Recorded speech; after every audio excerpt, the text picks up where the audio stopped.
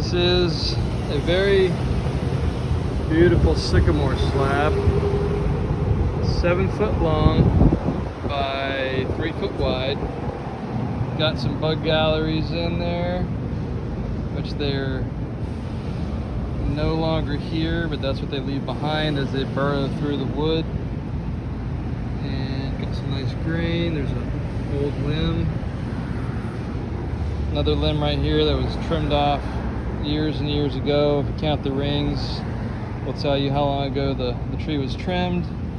Another limb here that was trimmed off some number of years.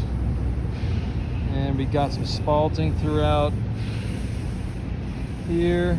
A little bit of cracks, but that can all be filled with epoxy. So overall, beautiful grain. You can kind of see a picture of the tree inside the slab, which is always pretty neat.